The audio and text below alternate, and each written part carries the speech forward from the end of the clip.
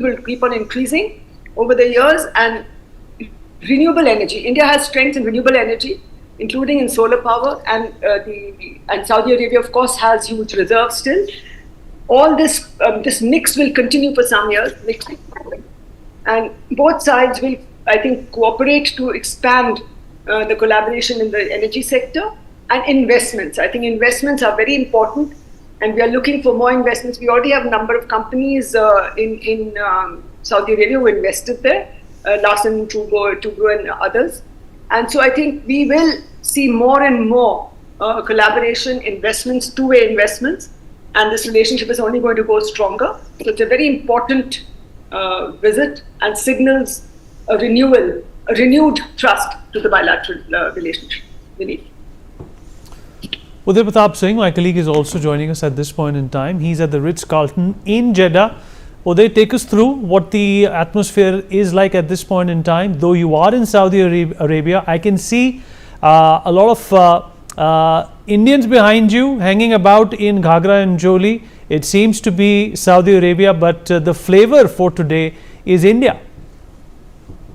Well, absolutely, Vineet. Of course, the flavor certainly is India. Over here, of course, the Prime Minister also interestingly had given a couple of interviews to some Arab publications as well. He's expected to meet with some of the top editors as well today at his hotel. There will be that photo op this afternoon too. Through the Jeddah Corniche area, which is of course the beach side, there is the Indian flag, which is flying high, along with the Saudi Arabian one, a moment of pride, of course, for the Indian diaspora who's gathered here in large numbers. I'm just going to try and show you now the visuals at the Ritz-Carlton Hotel. So this, of course, is the Ritz-Carlton Hotel. That is the lobby area. And, we will try and get a bit closer in just a bit. But you can see, of course, visuals of, the Indian diaspora that's gathered there in big numbers. Also, of course, some Saudi Arabian people.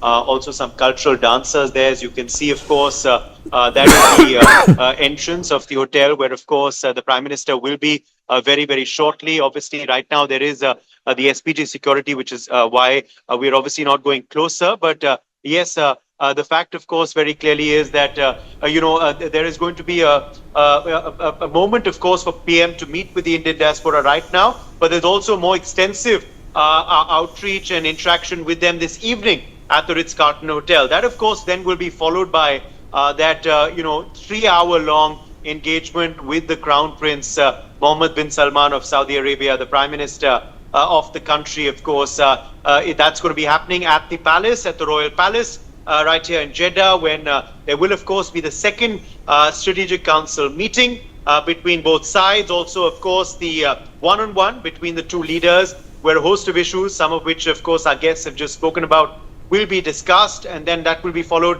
by a state banquet as well. We're hoping, of course, that our ties will get closer in the in the areas of energy, defense, trade, agriculture. Also, of course, IMEC is big. We spoke with the Indian ambassador to Saudi Arabia a short while back, Dr. Sohail Ajaz Khan. He's someone who understands this region very well. He's been here for a long time. He was, of course, talking about how it's a vision. The IMEC. It's not, of course, a physical corridor as such, but it's something, of course, which is about ease of doing business and ease of infrastructure and movement along India, Middle East and Europe, a very strategic corridor, which we're also hoping, of course, as I've been saying earlier, in earlier broadcasts, will be a counter to OBOR that China is, trying to bring about. Also, of course, there is defense that will be spoken about. There is also, of course, remember, the conflict between Israel and Hamas. Now, countries in the Middle East have been trying to broker peace there, including, of course, Saudi Arabia. We have to see, wait and watch whether that also figures in this conversation. Remember, it's the first time that Prime Minister Modi will be visiting Jeddah. It's a commercial capital of Saudi Arabia. So that is why, of course, trade is expected to be the focus. A free trade agreement is also being spoken about between the two countries. Remember, of course, with the tariff wars that have erupted, a lot of shifting of trade is happening. And we'll have to look at how business between India and Saudi Arabia goes forward. I spoke with some Saudi Arabian businessmen earlier today who've also gathered at this hotel, and they were also telling me about how they're also very excited to meet PM Modi. And you can, of course, also now see some more visuals, of course, of that cultural, the cultural performers there on your screen. You can see there, of course, the cultural performers are going to be welcoming PM Modi with a cultural dance as well at this point. There's going to be a lot of music, of course, when he comes as well. So yes, all eyes, of course, on the imminent arrival of the PM shortly at this, very prominent hotel here in Jeddah, Vineet. Right. Uday, thank you for staying with us. We'll keep coming back to you as the day progresses and as we get to know more about this important meeting between Mohammed bin Salman and the Prime Minister of India, who is in Jeddah at this point in time. All right, let me once again rope in General Sivach into this conversation. General Sivach, the civic cooperation and the people-to-people connect is pretty much evident when it comes to India and Saudi Arabia. As Manju Seth also pointed out in the beginning that there is a large segment of Indians who live in Saudi Arabia, who contribute towards their GDP. They contribute towards India's FDI as well. But if you see Saudi Arabia and India as countries that are trying to progress in similar directions, which similarities do you think that both these nations will get along on the most? Is it defense? Is it economic affairs? Is it these commercial corridors? What, according to you, is going to be the priority? Yeah, Vineet, first of all, no doubt about as on today, 27 lakh Indians are working there in Saudi Arabia and contributing to the GDP of the Saudi Arabia, and also sending a remittance about $5 to $6 billion back in India.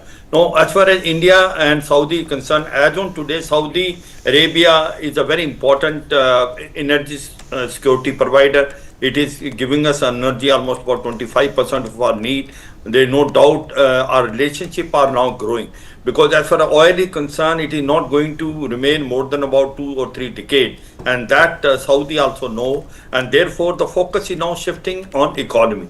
It is basically infrastructure. It is also in terms of development, in terms of science and technology, defense, space, also on artificial intelligence.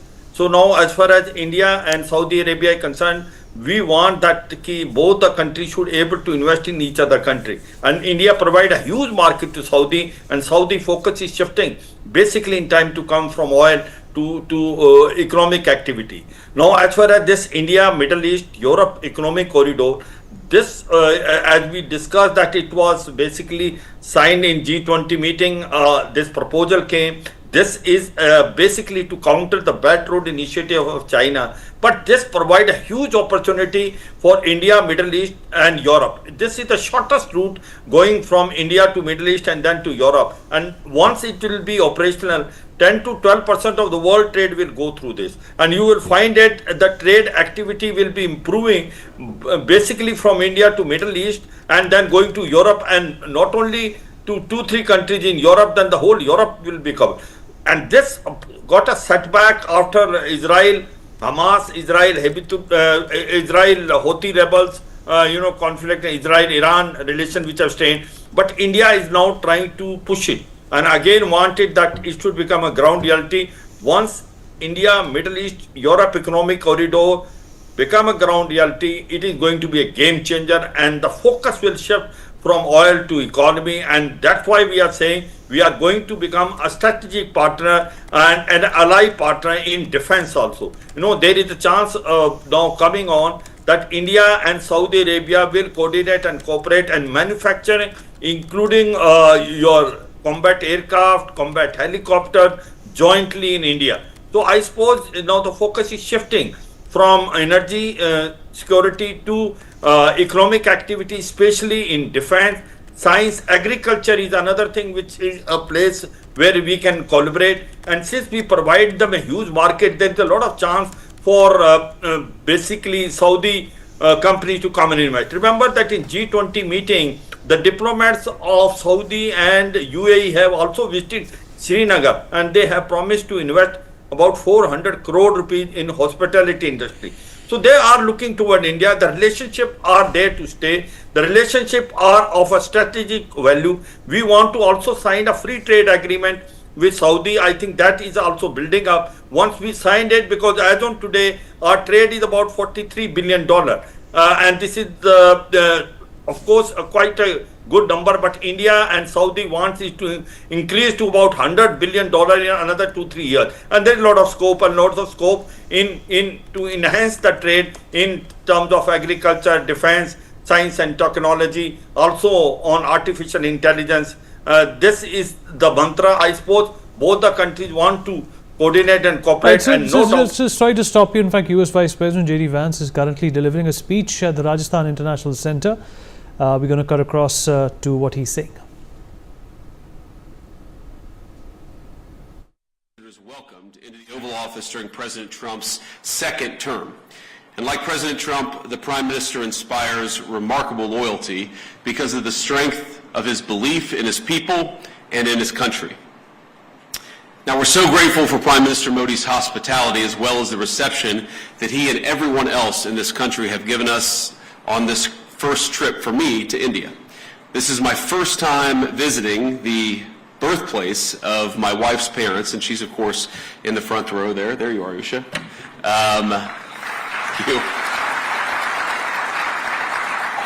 She's a bit of a celebrity, it turns out, in India, I think more so than her husband. But I haven't been here long, but already I've been fortunate enough to visit the Akshardham Temple. Did I pronounce that right, honey? I did okay? All right. With my family this morning, as a matter of fact. And last night, Prime Minister Modi welcomed me, Usha, and our 3 small children at his beautiful home. I've been amazed by the ancient beauty of the architecture of India, by the richness of India's history and traditions, but also by India's laser-like focus on the future. And those things, I think this appreciation for history and tradition and this focus on the future is very much something that I think animates this country in 2025. Now, in other countries I've visited, it sometimes feels like there's a flatness, a sameness, a desire to just be like everyone else in the world. But it's different here. There's a vitality to India, a sense of infinite possibility, of new homes to be built, new skylines to be raised, and lives to be enriched. And there's a pride in being Indian, a feeling of excitement about the days that lie ahead. Now, it's a striking contrast with too many in the West, where some in our leadership class seem stricken by self-doubt and even fear of the future. To them, humanity is always one bad decision away from catastrophe. The world will soon end, they tell us, because we're burning too much fuel, or making too many things, or having too many children. And so, rather than invest in the future, they too often retreat from it. Some of them pass laws that force their nations to use less power. They cancel nuclear and other energy generation facilities, even as their choices, the choices of these leaders, lead to more dependence on foreign adversaries. Meanwhile, their message to their friends, to countries like India, is to tell them that they are not allowed to grow. Well, President Trump rejects these failed ideas. He wants America to grow, he wants India to grow, and he wants to build the future with our partners all over the globe.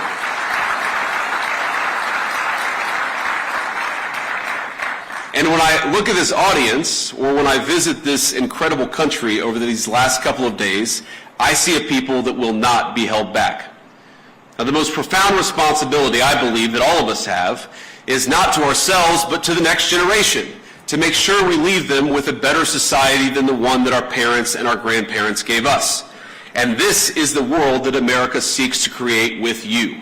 We want to build a bright new world, one that's constantly innovating, one that's helping people to form families, making it easier to build, invest, and trade together in pursuit of common goals. Now, I believe that our nations have much to offer one another. And that's why we come to you as partners looking to strengthen our relationship. Now, we're not here to preach that you do things any one particular way. Too often in the past, Washington approached Prime Minister Modi with an attitude of preachiness, or even one of condescension. Prior administrations saw India as a source of low-cost labor on the one hand, even as they criticized the Prime Minister's government, arguably the most popular in the democratic world, and as I told Prime Minister Modi last night, he's got approval ratings that would make me jealous. But it wasn't just India. This attitude captured too much of our economic relationship with the rest of the world.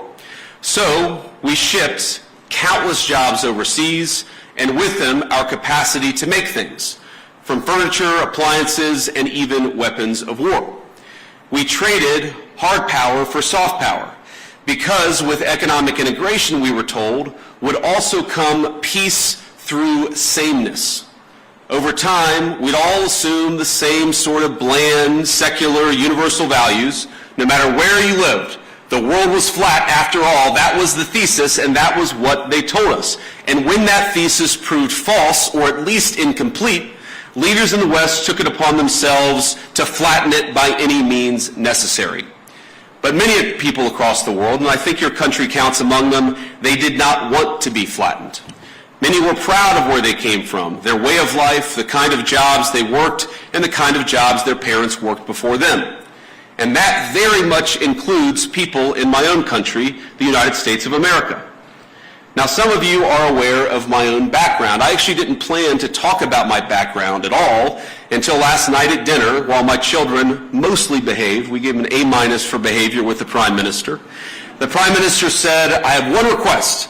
I want you to talk a little bit about your background. And so I wanted to do that. For those of you who don't know anything about me, I wanted to talk about it. I come from, and I'm biased, the greatest state in the Union, the state of Ohio, a longtime manufacturing powerhouse in the United States of America. My home specifically is a place called Middletown. Now, it's not a massive city by any means. It's not Jaipur, but it's a decent-sized town in a place where people make things, which has been a point of pride in Middletown for generations. It's filled with families like my own, some of whom called us hillbillies, Americans who came down from the surrounding hills and mountains of West Virginia, Tennessee, and Kentucky to cities like Middletown in pursuit of the manufacturing jobs that were creating widespread prosperity for families all across America. They came to Middletown in search of what we call back home the American dream. In Middletown, my parents raised me. My grandparents raised me. They taught us to work hard. They taught me to study hard. And they taught me to love God and my country and always be good to your own. My granddad, who I called Papaw growing up, he typified that. Late into life, he worked as a steelmaker at the local mill. And I know India has a lot of those. Papaw's job gave him a good wage, stable hours, and a generous pension. All that allowed him to support not just him and my grandmother, but his own daughter and grandkids with him. Now, by the time I came around, money was awfully tight, but he worked hard to make a good living for all of us. Now, I know Papaw and Mamaw were grateful for the way of life their country made possible. Their generation bore witness to the formation of America's great middle class. And by creating an economy centered around production, around workers who build things, and around the value of their labor, our nation's leaders then transformed their country and made thousands of little Middletowns possible. The government supported its labor force. We created incentives for productive industries to take root and struck good deals with international partners to sell the goods made in the United States of America. But as America settled into world historic prosperity it generated, our leaders began to take that very prosperity and what created it for granted.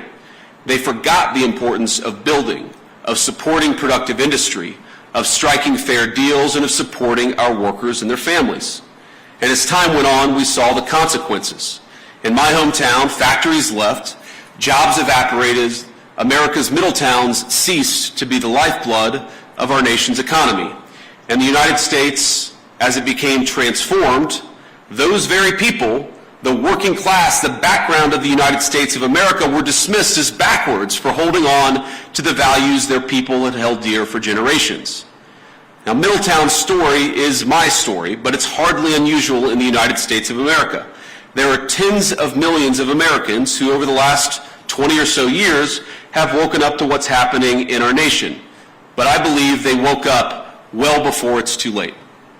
Now, like you, we want to appreciate our history, our culture, our religion. We want to do commerce and strike good deals with our friends.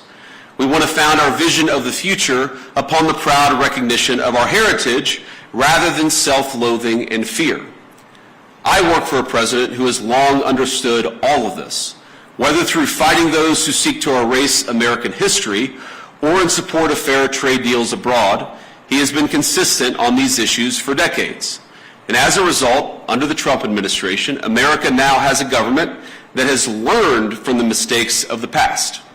It's why President Trump cares so deeply about protecting the manufacturing economy that is the lifeblood of American prosperity and making sure America's workers have opportunities for good jobs.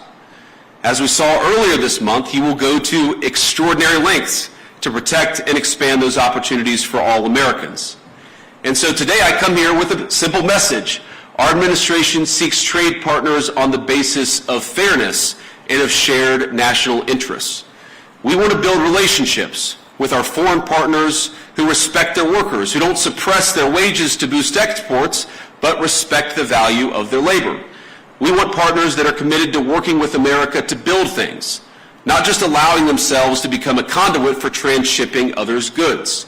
And finally, we want to partner with people and countries who recognize the historic nature of the moment we're in, of the need to come together and build something truly new, a system of global trade that is balanced, one that is open, and one that is stable and fair.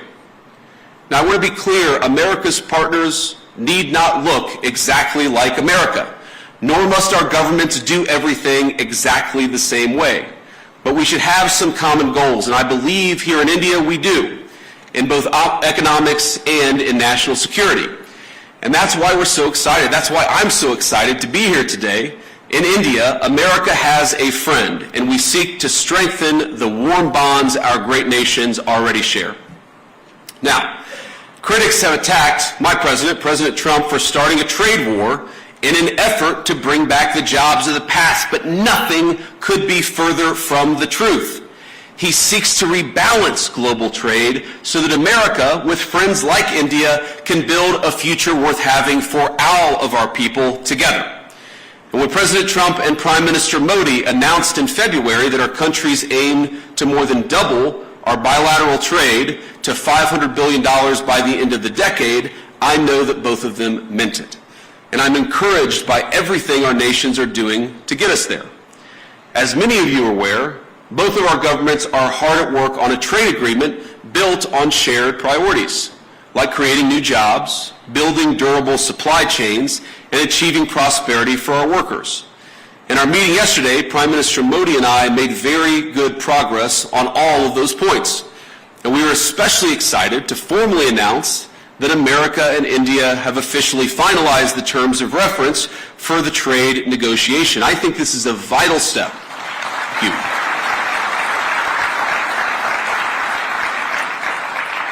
I believe this is a vital step toward realizing President Trump's and Prime Minister Modi's vision, because it sets a roadmap toward a final deal between our nations. I believe there is much that America and India can accomplish together. And on that note, I want to talk about a few areas of collaboration today, how India and the United States can work together. First, perhaps most importantly, to protect our nations. Second, to build great things. And finally, to innovate the cutting-edge technologies both our countries will need in the years to come. Now, on defense, our countries already enjoy a close relationship, one of the closest relationships in the world. America does more military exercises with India than we do with any other nation on earth. The U.S.-India Compact that President Trump and Prime Minister Modi announced in February will lay the foundation for even closer collaboration between our countries. From javelins to Stryker combat vehicles, our nations will co-produce many of the munitions and equipment that we'll need to deter foreign aggressors. Not because we seek war, but because we seek peace, and we believe the best path to peace is through mutual strength. And launching the Joint Autonomous Systems Industry Alliance will enable America and India to develop the most state-of-the-art maritime systems needed for victory. It's fitting that India, this year, is hosting the Quad Leaders Summit this fall. Our interests in a free, open, peaceful, and prosperous Indo-Pacific are in full alignment. Both of us know that the region must remain safe from any hostile powers that seek to dominate it. Growing relations between our countries over the last decade are part of what led America to designate India a major defense partner, the first of that class. This designation means that India now shares with the UAE a defense and technology infrastructure and partnership with the United States on par with America's closest allies and friends. But we actually feel that India has much more to gain from its continued defense partnership with the United States, and let me sketch that out a little bit. We, of course, want to collaborate more. We want to work together more, and we want your nation to buy more of our military equipment, which, of course, we believe is the best in class. American fifth-generation F-35s, for example, would give the Indian Air Force the ability to defend your airspace and protect your people like never before. And I've met a lot of great people from the Indian Air Force just in the last couple of days. India, like America, wants to build, and that will mean that we have to produce more energy. It's more energy production and more energy consumption. And it's one of the many reasons why I think our nations have so much to gain by strengthening our energy ties. As President Trump is fond of saying, America has once again begun to drill, baby, drill. And we think that will inure to the benefit of Americans, but will also benefit India as well. Past administrations in the United States of America, I think motivated by a fear of the future, have tied our hands and restricted American investments in oil and natural gas production. This administration recognizes that cheap, dependable energy is an essential part of making things and is an essential part of economic independence for both of our nations. Of course, America is blessed with vast natural resources and an unusual capacity to generate energy, so much that we want to be able to sell it to our friends like India. We believe your nation will benefit from American energy exports and expanding those exports. You'll be able to build more, make more, and grow more, but at much lower energy costs.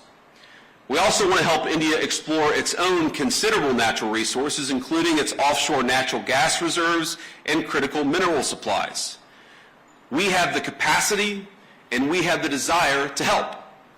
Moreover, we think energy co-production will help beat unfair competitors in other foreign markets. But India, we believe, can go a long way to enhance energy ties between our nations. And one suggestion I'd have is maybe consider dropping some of the non-tariff barriers for American access to the Indian market. Now, I've talked about this, of course, with Prime Minister Modi. And look, President Trump and I know that Prime Minister Modi is a tough negotiator. He drives a hard bargain. It's one of the reasons why we respect him. And we don't blame Prime Minister Modi for fighting for India's industry. But we do blame American leaders of the past for failing to do the same for our workers. And we believe that we can fix that to the mutual benefit of both the United States and India. Let me give an example.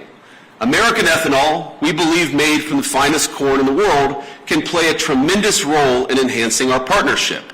And I know our farmers would be delighted to support India's energy security ambitions. We welcome the Modi government's budget announcement to amend India's civil nuclear liability laws, which currently prevent U.S. producers from exporting small modular reactors and building larger U.S.-designed reactors in India. There's much that we can create, much that we can do together. We believe that American energy can help realize India's nuclear power production goals, and this is very important, as well as its AI ambitions. Because as the United States knows well, and I know that India knows well, there is no AI future without energy security and energy dominance. And that brings me to my final point of collaboration. I believe that the technological collaboration between our countries is going to extend well beyond defense and energy. The U.S.-India Trust Initiative that President Trump and Prime Minister Modi have launched will be a cornerstone of the partnership in the future. It'll build on billions of dollars of planned investments that American companies have already announced across India. In the years to come, we're going to see data centers, pharmaceuticals, undersea cables, and countless other critical goods being developed and being built because of the American and Indian economic partnership. And I'll say it again, I think that our nations have so much to gain by investing in one another. America investing in India, and of course India investing in the United States of America. And I know that Americans, our people, are excited about that prospect, and that President Trump and I are looking forward to stronger ties. Americans want further access to Indian markets. This is a great place to do business, and we want to give our people more access to this country. And Indians, we believe, will thrive from greater commerce from the United States. This is very much a win-win partnership. It certainly will be far into the future. And as I know this audience knows better than most, neither Americans nor Indians are alone in looking to scale up their manufacturing capacity. The competition extends well beyond cheap consumer goods and into munitions, energy, infrastructure, and all sorts of other cutting-edge technologies. I believe that if our nations fail to keep pace, the consequences for the Indo-Pacific, but really the consequences for the entire world, will be quite dire. And this, again, is where India and the United States have so much to offer one another. We've got great hardware, the leading artificial intelligence hardware in the world.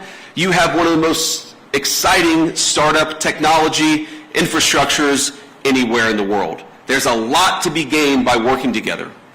And this is why President Trump and I both welcome India's leadership in a number of diplomatic organizations, but of course in the Quad. We believe a stronger India means greater economic prosperity, but also greater stability across the Indo-Pacific, which is of course a shared goal for all of us in this room, and it's a shared goal for both of our countries. Now I want to close with one last story, or maybe a couple of stories. So, you know, my son Ewan is 7 years old. He's our firstborn son. And yesterday, after we had dinner at the Prime Minister's house, the food was so good and the Prime Minister was so kind to our three children that Ewan came up to me afterwards and he said, "Dad, you know, I think maybe I could live in India."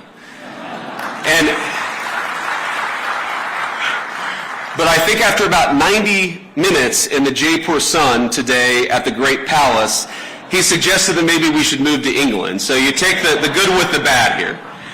But I want to talk about Prime Minister Modi because I think he's a special person. I first met Prime Minister Modi at the AI Action Summit in February, and we had a lot of important discussions on AI and other policies to prepare for.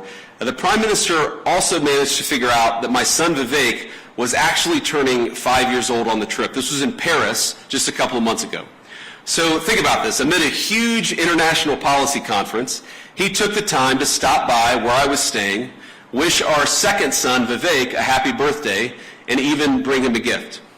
Ush and I were both genuinely touched by his graciousness, and we've been even more impressed by his warmth since we arrived in India. Now, it's interesting.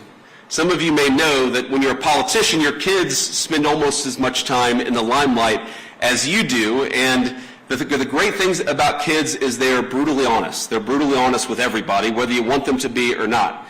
And our 7-year-old, our 5-year-old, and our 3-year-old baby girl, Mirabelle, it's interesting. They've only really attached themselves to, they've only really liked, I should say, they've only really built a rapport with two world leaders. The first, of course, is President Trump. He just has a certain energy about him.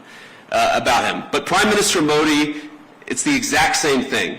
Our kids just like him. And I think that because kids are such good, strong of characters, I just like Prime Minister Modi too. And I think it's a great foundation for the future of our relationship. I could tell when Prime Minister Modi came over a couple of months ago, and I believe today that he is a serious leader who has thought deeply about India's future prosperity and security, not just for the rest of his time in office, but over the next century. And I want to end by making a simple, overarching point. We are now officially 1/4 into the 21st century, 25 years in, 75 years to go. And I really believe that the future of the 21st century is going to be determined by the strength of the United States-India partnership. I believe, thank you. I believe that if India and the United States work together successfully, we are going to see a 21st century that is prosperous and peaceful. But I also believe that if we fail to work together successfully, the 21st century could be a very dark time for all of humanity. So I want to say, it's clear to me, as it is to most observers, that President Trump, of course, intends to rebalance America's economic relationship with the rest of the world. That's going to fundamentally will cause profound changes within our borders in the United States, but of course with other countries as well. But I believe that this rebalancing is going to produce great benefits for American workers. It's going to produce great benefits for the people of India. And because our partnership is so important to the future of the world, I believe President Trump's efforts, joined of course by the whole country of India and Prime Minister Modi, will make the 21st century the best century in human history. Let's do it together. God bless you, and thank you for having me.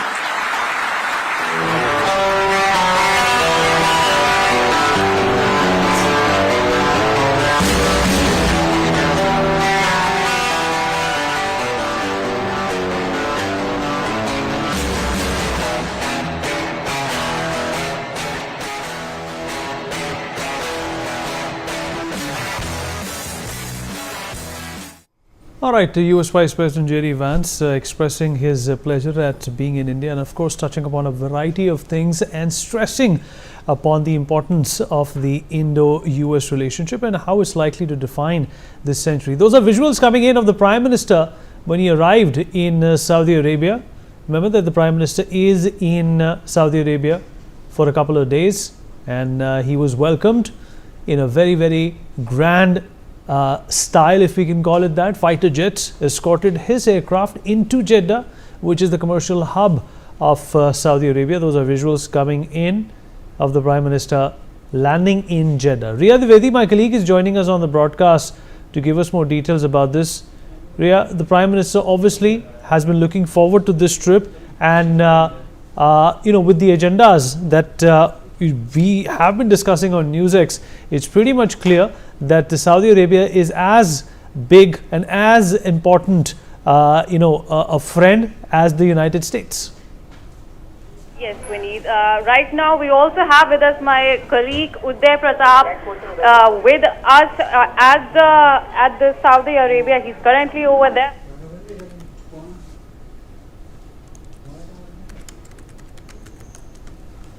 All right, my colleague Uday Pratap is joining us at this point in time. He is in Jeddah. Uday, we have seen visuals of the Prime Minister being greeted by officials as soon as he landed in Jeddah. What does the day look like for him? You are at the Ritz-Carlton where this meeting is going to take place. We have already discussed a few salient aspects of this mega get-together, Uday.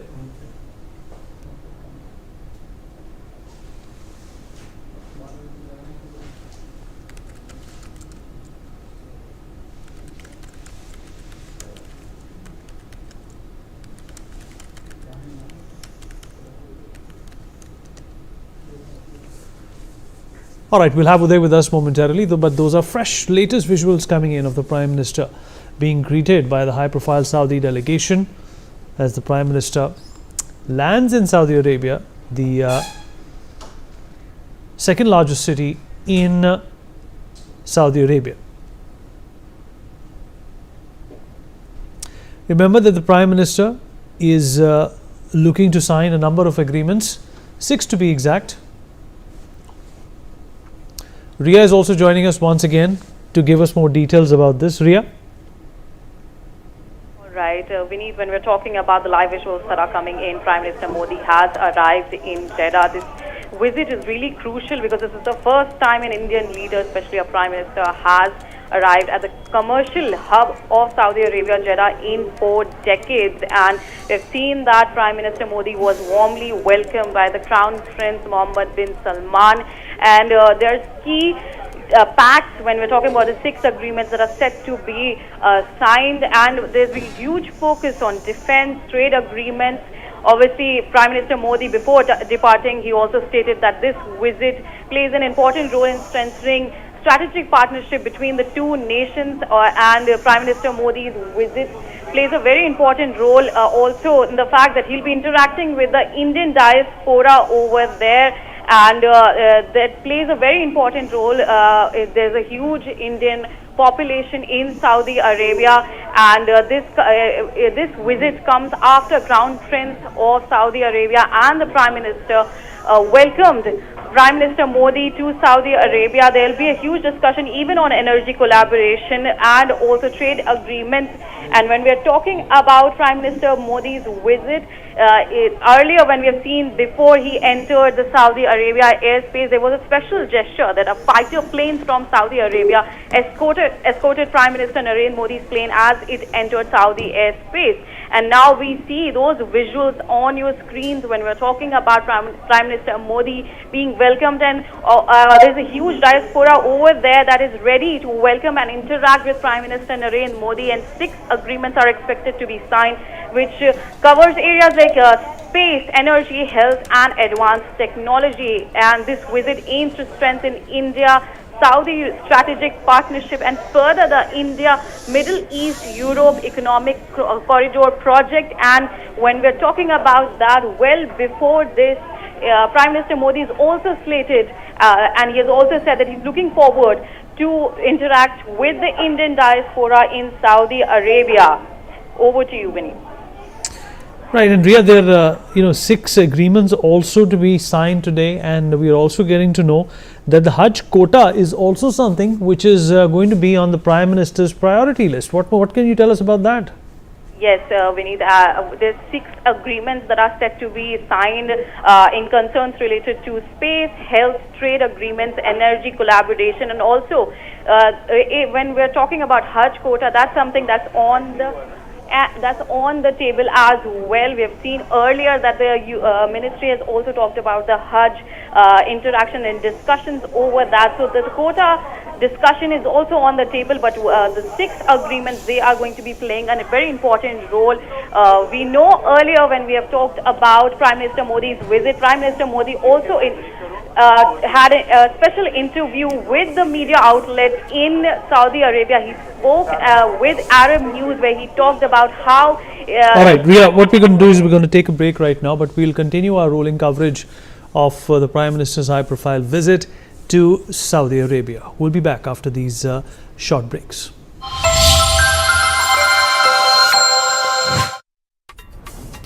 Hello, you're coming there, right? Global leaders, entertainment's के sharp minds और innovators who are breaking boundaries.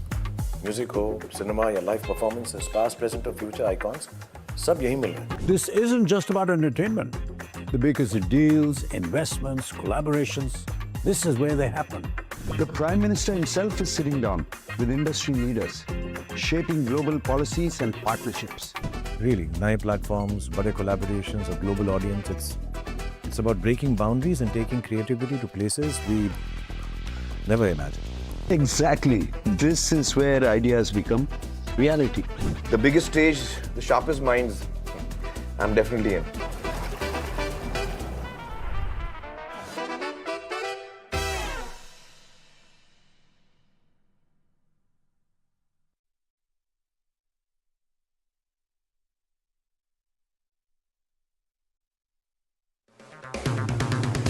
अगर आप बनना चाहते हैं anchor या फिर आप में है जुनून एक तेज तर्रार न्यूज रिपोर्टर बनने का, तो आप ज्वाइन करें ITV और इंडिया NewsX का मीडिया स्कूल।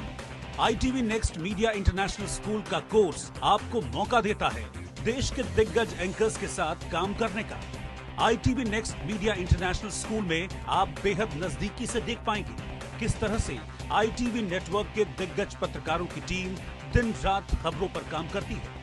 इस कोर्स के दौरान आप सीखेंगे एंकरिंग की एक एक बारीकी उन एंकर्स के साथ जो देश को रखते हैं हर खबर से बाखबर। ITV next media international school का ये कोर्स आपके एंकरिंग स्किल्स को करेगा इतना सशक्त, मजबूत, जिससे आप बनेंगे पत्रकारिता की दुनिया का वो चमकता चेहरा जो दुनिया देखेगी और पसंद करेगी। घर के अंदर मॉब आकर टीवी को तोड़ा है, पूरा आगजनी किया गया था, पूरा घर में तोड़फोड़ मचाया गया है। मालदा का ये स्कूल का अंदर में ऐसा ही क्लासरूम अभी बन चुके हैं। मुर्शिदाबाद का हिंदू परिवारों का घर। 4-5 हजार लोग आदमी आया था, मतलब 4-5 हजार तो नहीं पाएंगे हम लोग। केंद्र सरकार से रिक्वेस्ट करेंगे कि आप मुर्शिदाबाद, मालदा ये सब डिस्ट्रिक्ट को केंद्र शासित अंचल बनाइए। ये सब कम नहीं मिलेगा तो हमारा जितना बाल बच्चा है इधर सब तो मार जाता है, पेट्रोल डाल के आग लगा देता है और लूट कर लेता है।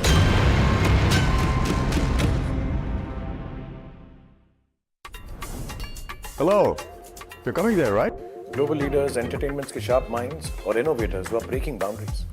Music हो, cinema या live performances, past, present और future icons, सब यहीं मिल रहे हैं. This isn't just about entertainment. The biggest deals, investments, collaborations, this is where they happen. The Prime Minister himself is sitting down with industry leaders, shaping global policies and partnerships. Really, नए platforms, बड़े collaborations, a global audience. It's about breaking boundaries and taking creativity to places we never imagined. Exactly. This is where ideas become reality. The biggest stage, the sharpest minds, I'm definitely in.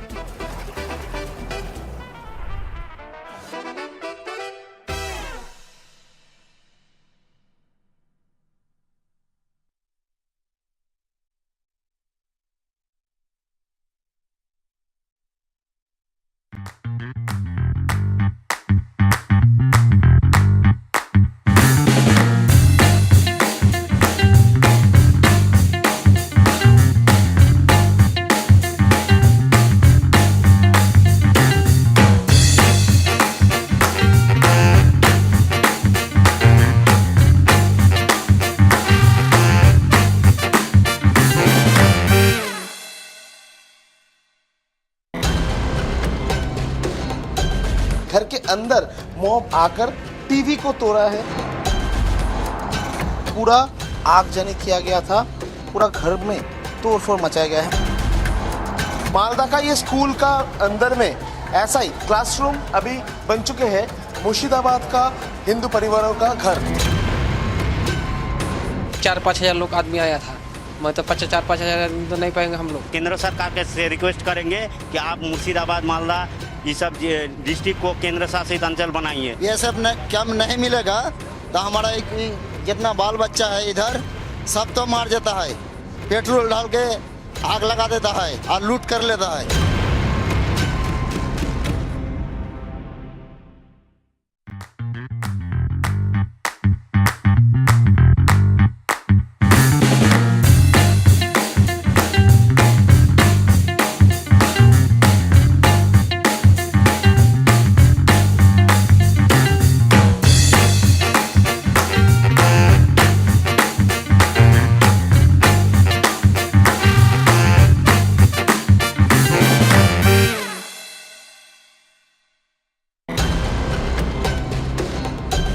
घर के अंदर mob आकर TV को तोड़ा है,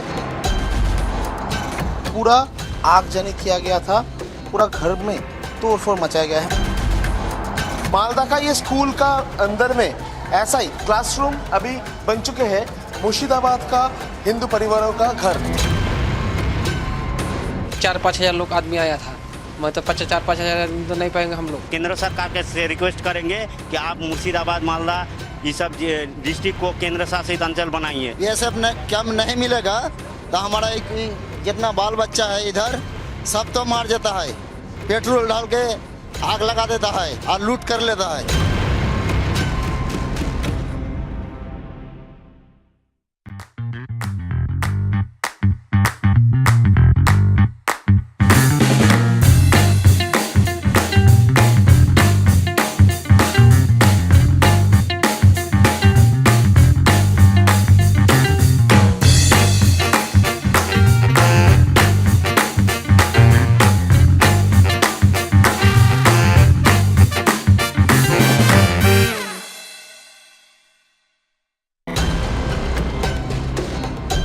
घर के अंदर मॉब आकर टीवी को तोड़ा है,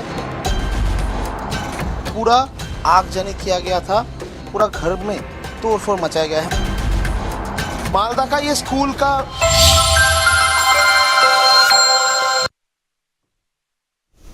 Welcome back. You're watching NewsX. My name is Vineet Malhotra. We have some breaking news coming in. Two tourists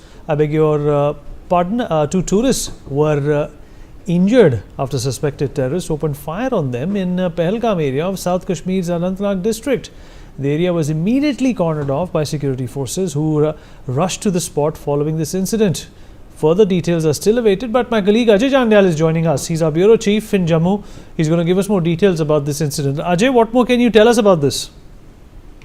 If sources are to be believed, then the number of injuries of the tourists those who are bounded in this terror attack in Pahalgam, that is more than half a dozen, and that is a matter of concern for the authorities as well, because it's a far-flung area of Pahalgam where tourists who are basically enjoying their holidays, but unfortunately these unknown terroristic, they opened fire, indiscriminate fire on the tourists, in which several tourists got injured immediately. The local police and army, they rushed to the spot, and evacuation of the tourists those who were injured, that has been started. But definitely it is as I said, that it is a far-flung area, so it is going to take time. Also, search and rescue operation has been launched by the authorities in that area basin in Pahalgam, so that terrorists those who have opened fire on the tourists, they can be traced and they can be neutralized as soon as possible.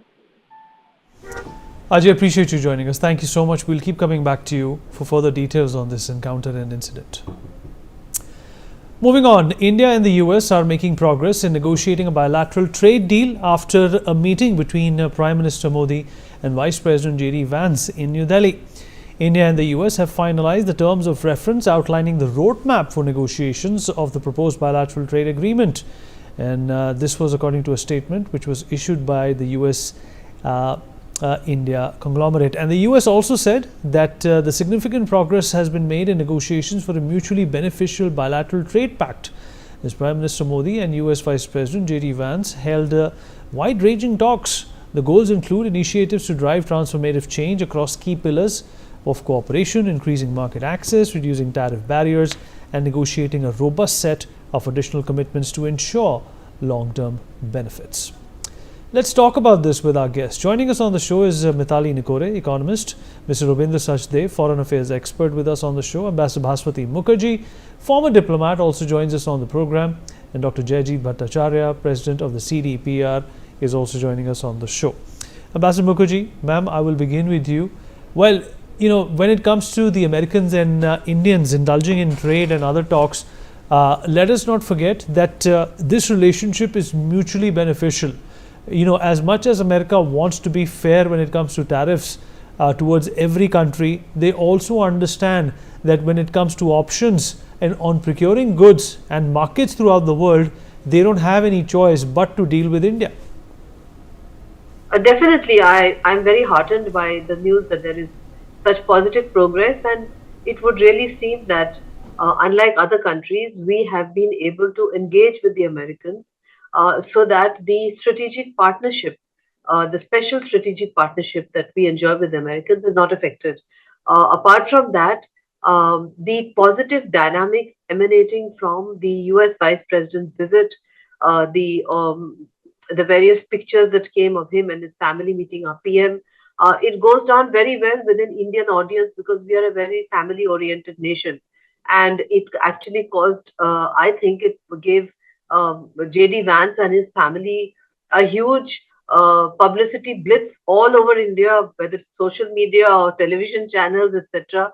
And the talks which simultaneously went on, whose results we are discussing today, also indicate that clearly we must have been able to come to some arrangement, because the United States is a highly developed country and we are an emerging economy. It is not possible for us to open up vulnerable sectors like agriculture, etc., without some protection.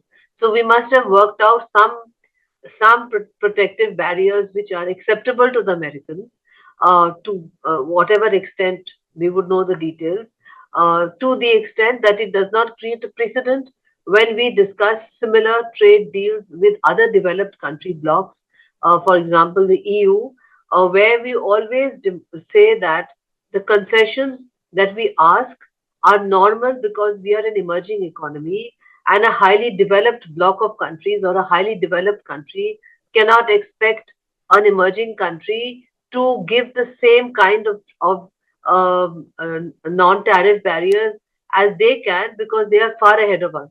So this has been something which we have been talking quietly with the Americans, and my feeling is that we've been able to cover it up by agreeing to buy a much larger number of defense imports, drones, etc., which they had been wanting us to buy.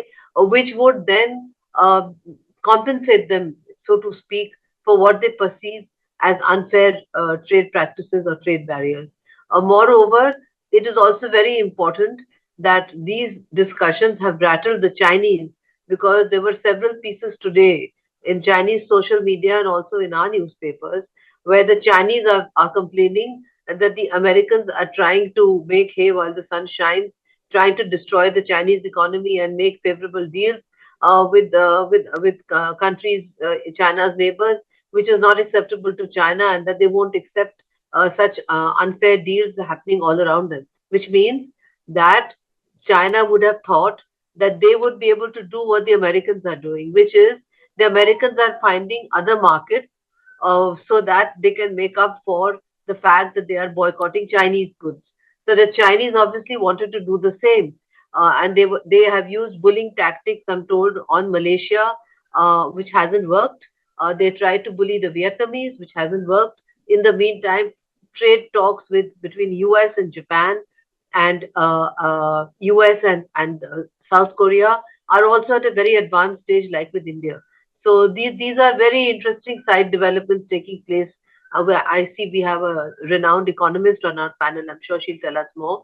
But I think that all in all, it speaks very well for Prime Minister Modi, our negotiating team, our foreign policy team, our Ministry of Commerce, etc., whoever is negotiating behind the scenes.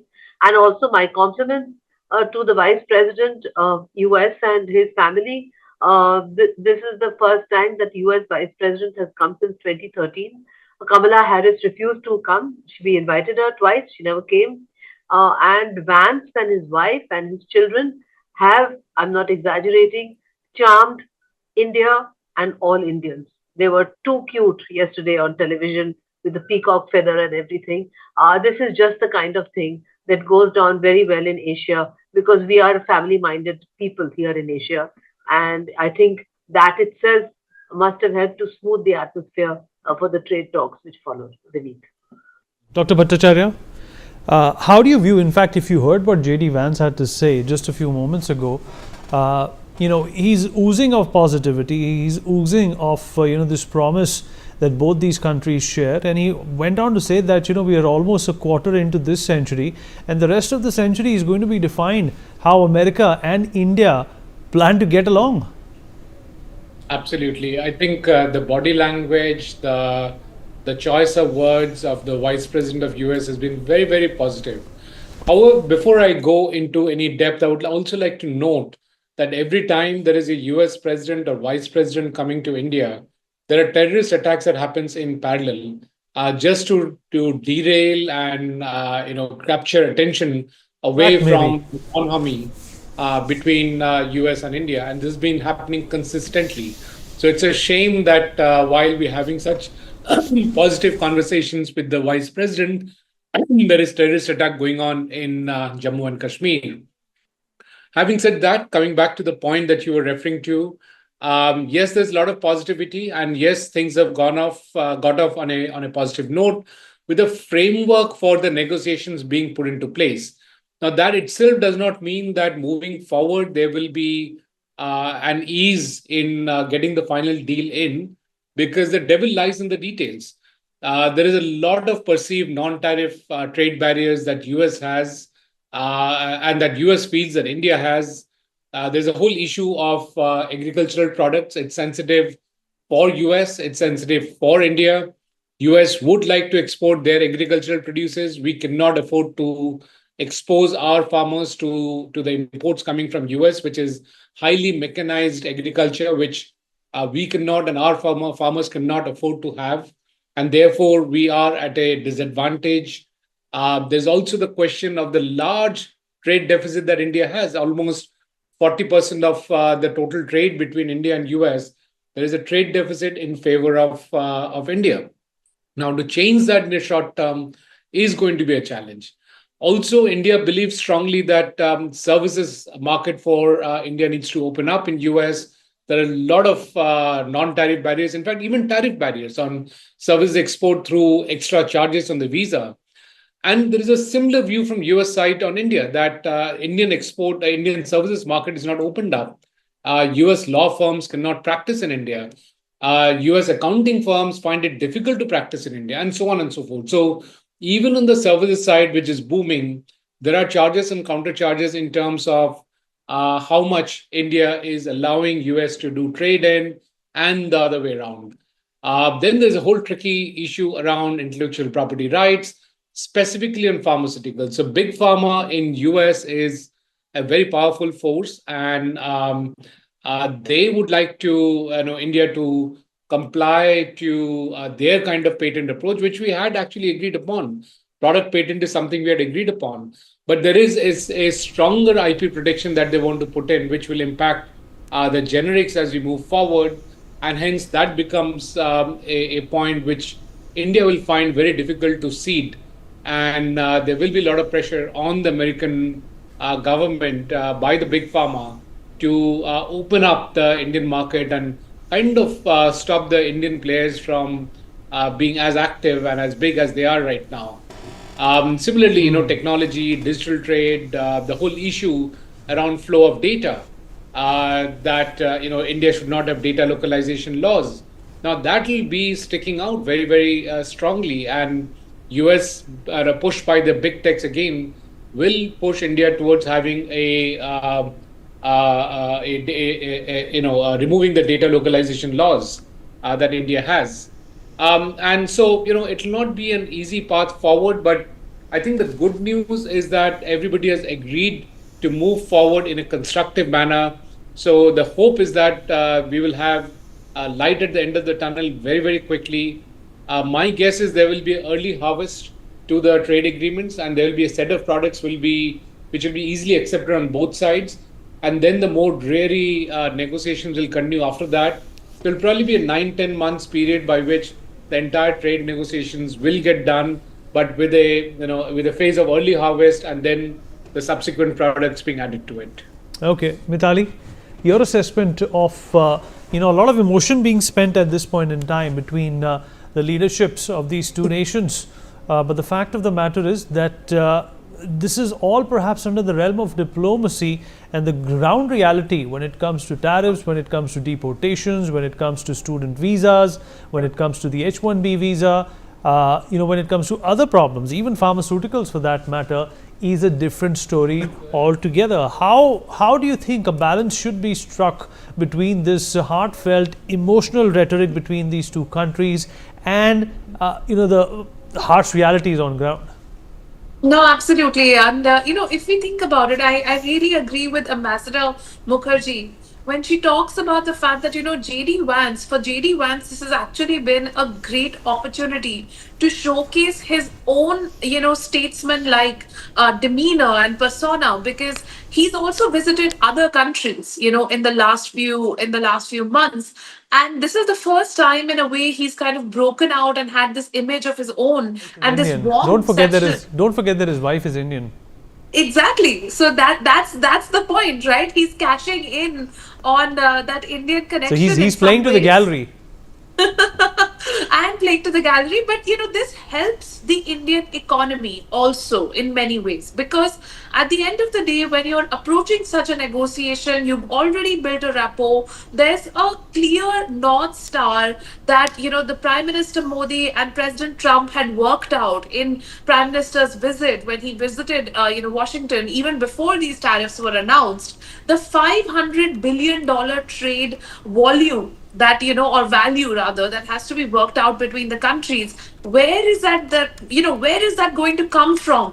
That's the question now. The question is not, are we going to go there or not? I think it's very well agreed between the two countries that we have to move together. We are, seeing a century of India and the US working together. We want to move together in technology, in electronics, in semiconductors, even in agriculture, like Jaydeep very rightly said. Of course, we don't want to open up our markets in that way, but don't we want to research climate resilient crops, and don't we want to research ways of, saving water when farming? I mean, these are are definitely areas of science and technology in which the two countries can really work together. So I feel like identifying these very positive, productive ways of moving forward, and India really being a manufacturing hub and base for serving the US market, for serving most of the Western markets, even the conversation on the IMEC, the India Middle East European corridor, that sort of moving forward around the same time. These are developments that cannot be viewed in isolation. We have to view it all together and say, this visit is actually a very, very important step in taking the whole set of relationships forward. Mrs. Sajdev, your assessment of how far the apple is going to fall from the tree when it comes to overtures by both the sides, and of course JD Vance is the vice president, but he's not Donald Trump. That's saying a lot. Sure, thank you. That's saying a lot, and yeah, that is saying a lot in multiple ways. I mean, he's the number 2 guy. He's the future leader, also possibly president again of the US for some time. He's going to be around. He's young, so he is a wonderful, wonderful partner, ally, a friend to have. Okay. Now that said, I think that this visit of Vance's came about as serendipity, a lucky chance, a very lucky and a very good timing and chance. This visit was supposed to be a private visit for some wedding in Jaipur, which the Vances, either Usha Vance or JD, somebody, friend, family is getting married. So apparently that was the idea. But when they thought about it, maybe the family, it became a discussion, became an official visit, and it has come at an extremely good time. Right now, when yes, the trade and tariff issues are being discussed, but then also there are several other things in the pot right now. So it came at a very good time. And the meeting with Prime Minister Modi, I think, was an excellent one. It was maybe more sensitization of each other to each other's concerns and challenges, I would put it that way. And in a way, layering another layer of goodwill and positive momentum for both our administrations, our Indian administration as well as the American administration, the US trade representative, to look at the political will and the momentum there, because there are without doubt differences. Now, talking of trade and tariffs in particular, yes, I think has been very nicely discussed earlier. The US looks at trade not only as a matter of tariffs, it also thinks of non-tariff barriers. All right, Mr. Sajdev, I'll have to cut you short. There is some disturbing news coming in at this point in time from Jammu and Kashmir about a terrorist attack. We will have to dip into that. What we are learning at this point in time is that 1 casualty has been reported in Pahalgam terror attack. 5 tourists have been injured. The 4 terrorists who came wearing masks and opened fire at around 2:30 p.m. The CRPF and forces have been deployed to tackle the situation. Ajay Dandial, our Jammu Bureau Chief, is joining us from the ground to give us the latest updates. Ajay, what more can you tell us? Can you verify that 1 person has been killed as a result of this terror attack? Yes, Vati, that is what our sources are saying, that one non-local might be tourist. He has come to the injuries and have been killed in this terror attack, and 5 others are injured. Immediately after this terror attack at around 2:30, additional troops they rushed to the spot and area was cordoned off. But first priority of the security forces was to evacuate the people, those who were basically roaming over there, because they were not aware about such kind of attack would take place. So that's why tourists they went to this western area of Pahalgam and in Anantnag district, and during when they were roaming in the area, they were standing in a group. They were fired upon by the terrorists, and about 3 to 4 terrorists, those who were wearing masks, they opened and indiscriminate firing on the tourists, and in which they were grievously injured. Immediately, locals, with the help of the security forces, they evacuated them to the nearby hospital, and then those who are grievously injured, they will be shifted to the best possible treatment in the military hospital or in the civil hospital in the second floor. So this is what exactly is happening. Security forces have cordoned off that area, and searches have been launched to ensure that if terrorists are still hiding in that area, they have to be neutralized as soon as possible. Right, and Ajay, this is peak tourist season in the valley, isn't it? and there are also registrations going on for this year's Amarnath Yatra across the country. How is that going to be impacted? Well, yes, yesterday we have reported that more than 2 lakh people have registered themselves for the Amarnath Yatra in first 5 days in last 1 week. That shows that how people basically want to come over here there to the Kashmir Valley to offer praise as well as to enjoy the beauty of the Kashmir. But Pakistan, don't want this. Pakistan, it doesn't suit to Pakistan. That's why they don't want people of Kashmir to earn bread and butter, and that's why they have carried out such attacks. How, innocent people can be attacked by the terrorists, those who are sent from the Pakistan side. It is only just to disturb the peace over here, because Pakistan knows that how nation and not only the Pakistan but world is eyeing on Pakistan, that what is happening in Khyber Pakhtunkhwa, what is happening in the Balochistan, how people are died, how military forces, they have been attacked by the terrorists, were those who basically live there in the Pakistan. And that's why Pakistan don't want the world to be focused on Pakistan. They want Jammu and Kashmir to be boiled, Jammu and Kashmir to be disturbed, and that's why they might have carried out this attack on the tourists, so that area can be disturbed. Now after this incident, security forces, they are doing their job. They will not spare any terrorists living in Kashmir or hiding in any forest area of the Jammu and Kashmir. But definitely it's a painful moment for the family members, those who knows that their family members are roaming in the Jammu and Kashmir. So that's why it's definitely a matter of concern for the authorities and the civilians as well.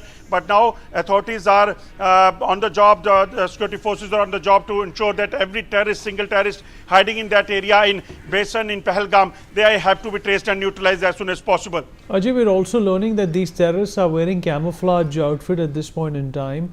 And this has been a targeted and a pre-planned attack. And we also know that the Home Minister was in Jammu and Kashmir just a few days ago, and he laid special emphasis towards Jammu. And he also went on to say that just like Maoism, he wants to eradicate terrorism in Jammu and Kashmir as well.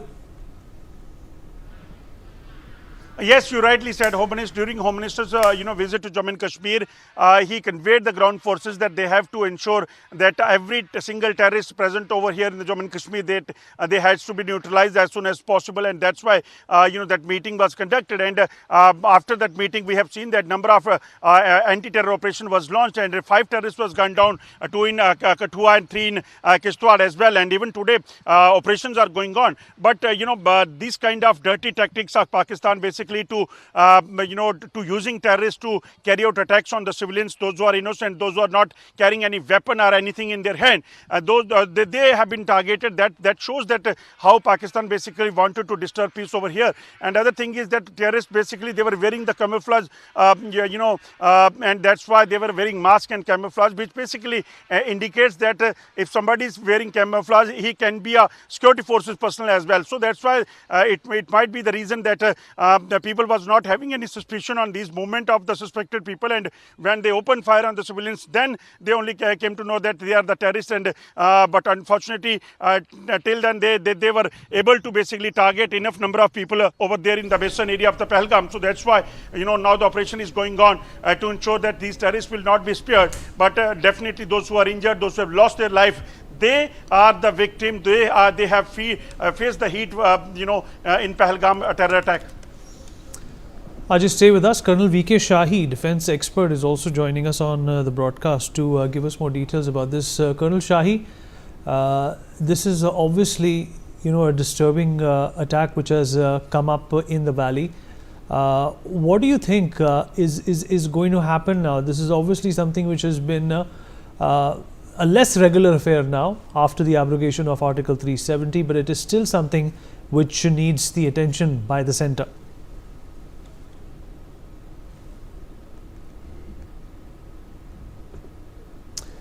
All right, Colonel Shahi will join us momentarily. Well, the one person who has been reported dead is a confirmed non-local, is what we are learning. And security has been heightened in Pahalgam. Additional CRPF forces have been deployed on the ground. Police and security forces are on the spot. Ajay Jandyal, my colleague, is also with us. He's our Jammu Bureau Chief. Ajay, tell us the situation, the status quo as it stands today. What more additional help is being asked of to neutralize these terrorists?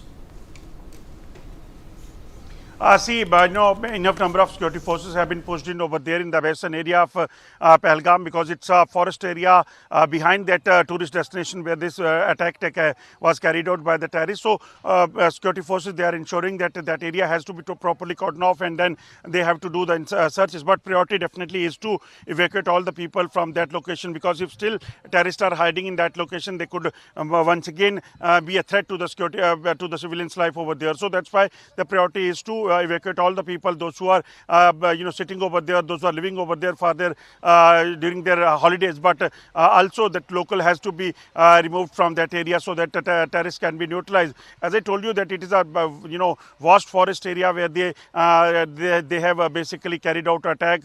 So that's why the challenges are for the forces, but they are using drones and helicopters to ensure that they can be traced, and other surveillance equipments also has been used by the security forces in such kind of situations. Right, Ajay, what would result in terms of the exceptional tourism inflow that we have seen as a result of this attack? Pardon, please repeat the question. Well, Ajay, these are tourists, and tourism is something that has recently picked up in Jammu and Kashmir. Are we going to see an impact of these, small though disturbing incidents every now and then?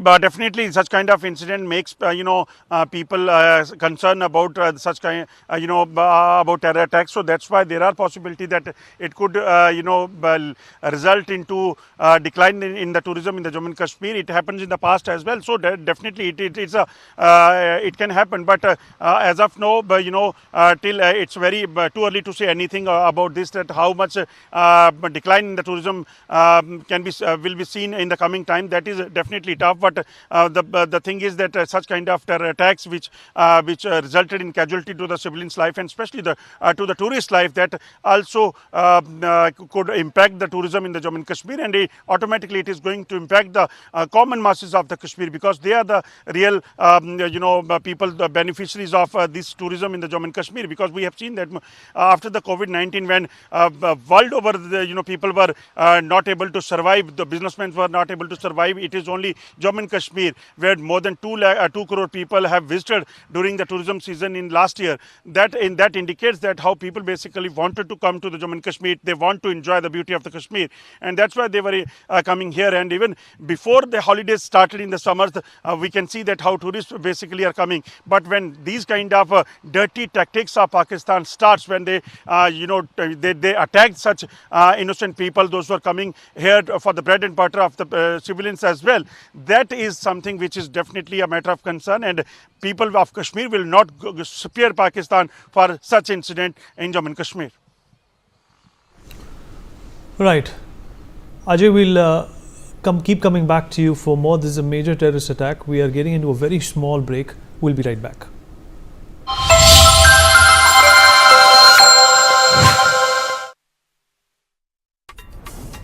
Hello. You're coming there, right? Global leaders, entertainments के sharp minds और innovators who are breaking boundaries. Music हो, cinema या live performances, past, present और future icons, सब यहीं मिल रहे हैं. This isn't just about entertainment. The biggest deals, investments, collaborations, this is where they happen. The Prime Minister himself is sitting down with industry leaders, shaping global policies and partnerships. Really, नए platforms, बड़े collaborations, a global audience. It's about breaking boundaries and taking creativity to places we never imagined. Exactly. This is where ideas become reality. The biggest stage, the sharpest minds, I'm definitely in.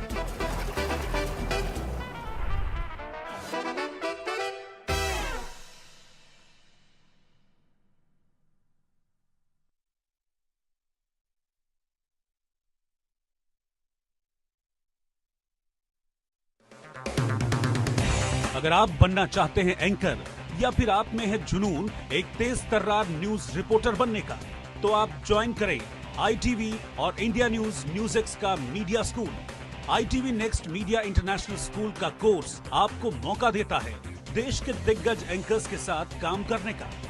ITV next media international school में आप बेहद नजदीकी से देख पाएंगे किस तरह से ITV नेटवर्क के दिग्गज पत्रकारों की टीम दिन रात खबरों पर काम करती है। इस कोर्स के दौरान आप सीखेंगे एंकरिंग की एक एक बारीकी उन एंकर्स के साथ जो देश को रखते हैं हर खबर से बाखबर। ITV next media international school का ये कोर्स आपके एंकरिंग स्किल्स को करेगा इतना सशक्त, मजबूत, जिससे आप बनेंगे पत्रकारिता की दुनिया का वो चमकता चेहरा जो दुनिया देखेगी और पसंद करेगी।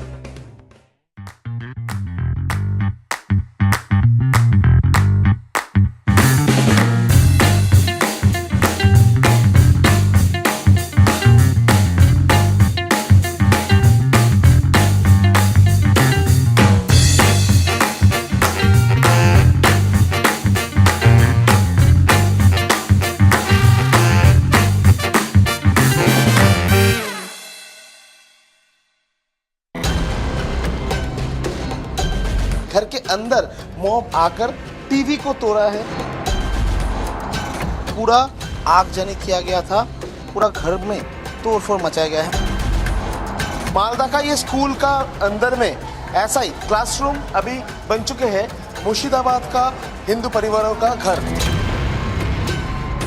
4-5 हजार लोग आदमी आया था, मतलब 4-5 हजार तो नहीं पाएंगे हम लोग। केंद्र सरकार के से रिक्वेस्ट करेंगे कि आप मुर्शिदाबाद, मालदा ये सब डिस्ट्रिक्ट को केंद्र शासित अंचल बनाइए। ये सब कम नहीं मिलेगा तो हमारा एक जितना बाल बच्चा है इधर सब तो मार देता है, पेट्रोल डाल के आग लगा देता है और लूट कर लेता है।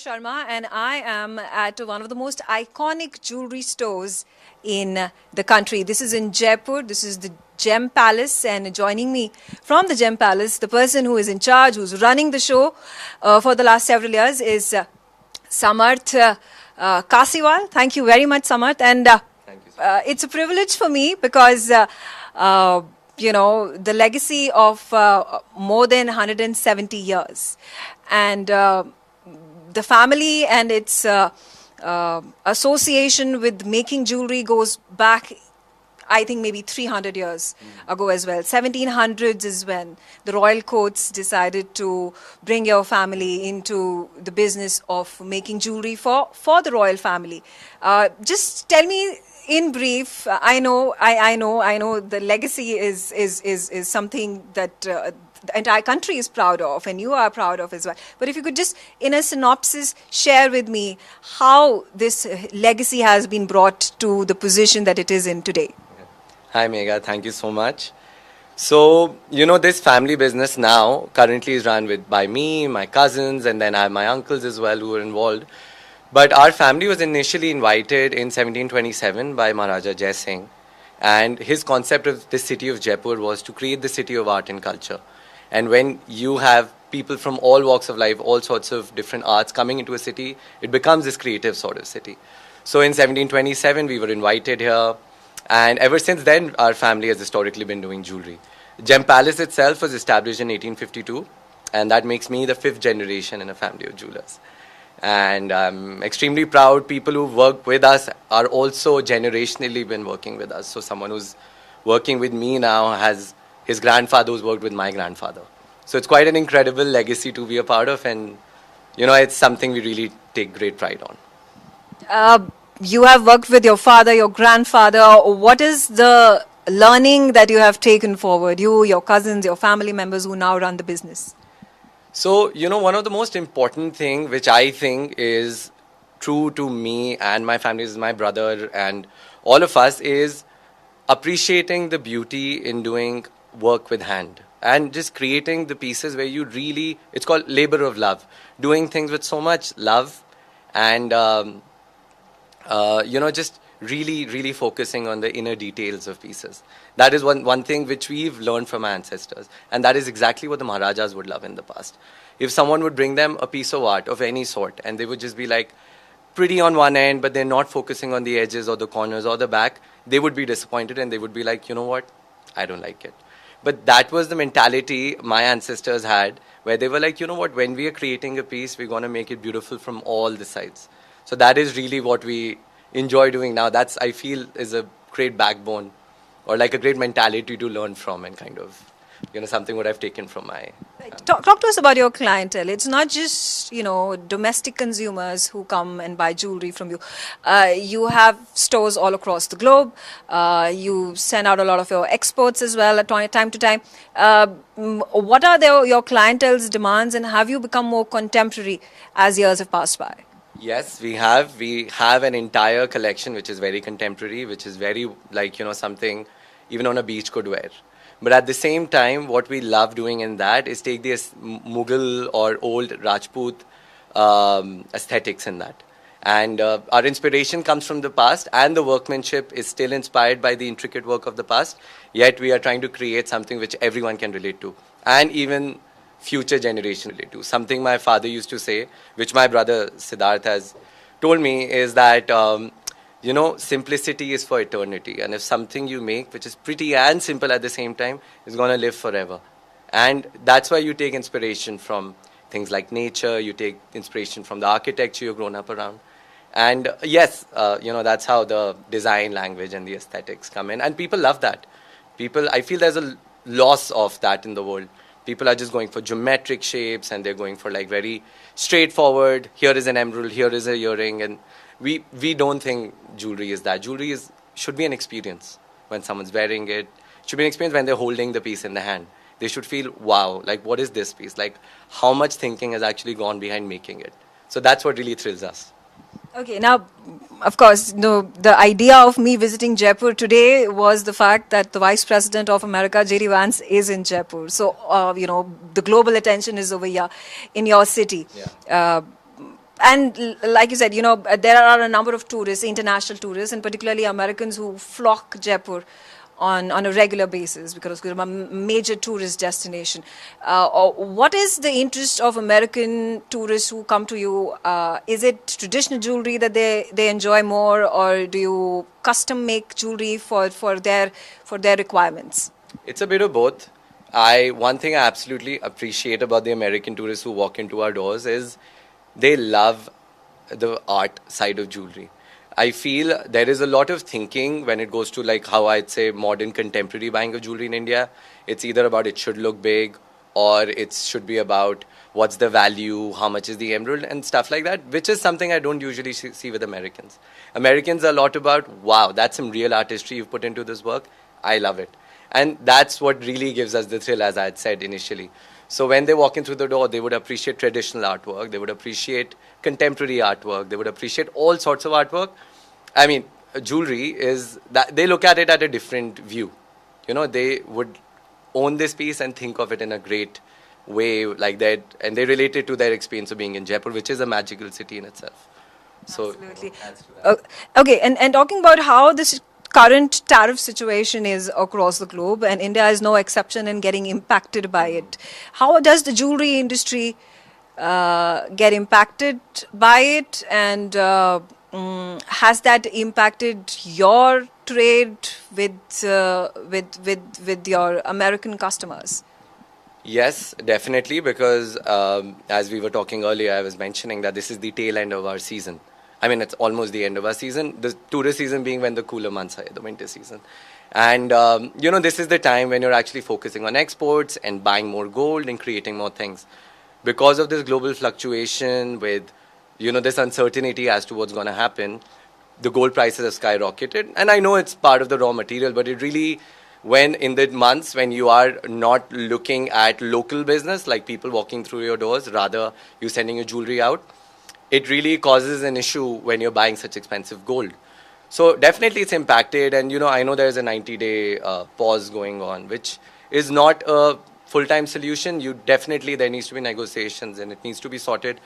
One of the largest exports India does is of diamonds, of colored stones, of gold jewelry, and it has impacted in a very big way. I mean, more than us, it's definitely from the artisans, because they would before buy gold in hand and then they would create pieces and that was their way of selling. Now they're not purchasing gold. They're really relying on orders, and the orders have reduced because the tariffs in America were so high and people are like a bit unsure about what's going on. It's really, shaken things up, which is definitely not a nice thing to be a part of, but it is. How hopeful are you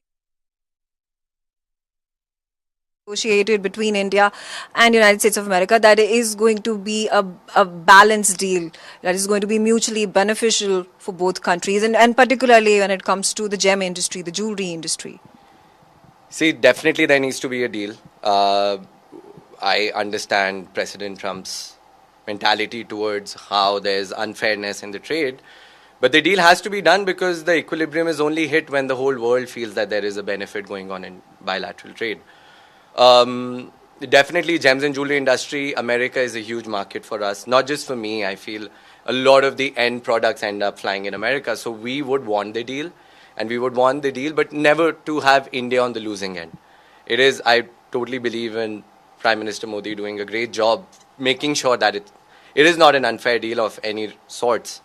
The best we can do is hope and wait, Right now is the time to kind of look inwards, look at the local economies, how we can strengthen it, how the local clientele can be boomed a little bit, because after a while you have to be careful of the outside world. If something goes wrong there, India as a single economy should also be self-sustainable, and I think this is a good time to kind of review that. That India itself should be having a good market of its own and not just rely on American exports or European exports. Interesting. Also, are you also exploring other markets across the globe that could be potential customers for your product? Absolutely, we have for many years. The whole world is like a big market for us, and people are, as I said, you don't necessarily need to be an American to appreciate art. Like, we have Indian clientele who are absolutely in love with what was old and beautiful, what is new and interesting and creative. And just like that, there are clients in Japan and Europe who think the same way. But I think a globalized economy is something which we've all reaped benefits of, and I think we should not discard that. And I know he's very inward looking, and after a while it's kind of understandable sitting on the outside why he is, but a globalized economy is why America has reaped so much of benefits. Today it's a multi-trillion economy, and that basically stems from its globalization. So let's not forget the roots. But at the same time, I understand it's all negotiation, art of the deal, whatever Trump says. You also have our Chief Minister of Rajasthan, Bhajan Lal Sharma, who will be meeting him later in the day. There's the Industries and Commerce Minister, Rajavardhan Rathore, who's also going to be meeting him. You have the governor. What do you think? What conversations might happen? Would trade be a topic of discussion? I think trade is going to be a huge part of discussion. Now, Vice President JD Vance is hugely involved in all those discussions and negotiations with different countries. So he is an important figure. I don't think Donald Trump has been here for a while, since his last visit to Gujarat a little while back. So I think this will be an important moment for them to kind of bring up their concerns, how industry here is being affected and how that is important. I feel it's a good thing that he's here, so he can see how the